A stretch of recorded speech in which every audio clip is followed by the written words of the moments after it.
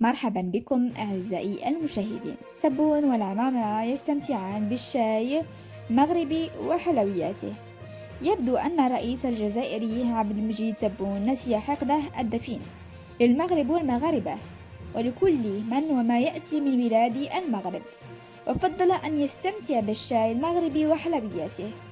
ورصدت عدسات الكاميرات رئيس الجزائر ووزير خارجيته رمضان العمامرة وهما يستمتعان بشرب الشاي المغربي وحلوياته بكافة أشكال والأنواع ذات صنع وجودة مغربية على هامش مؤتمر الأطراف اتفاقية متحدة إيطاليا حول تغيير المناخ كوب 27، والذي تستضيفه مصر في مدينة شرم الشيخ خلال الفترة من 7 و18 نوفمبر الجاري. ويشرف على إطعام كل ضيوف هذا المؤتمر ممول الحفلات المغربي رحال، الذي تم اختياره للإشراف على إطعام آلاف الضيوف كوب 27 بشرم الشيخ طيلة فترة انعقاد المؤتمر.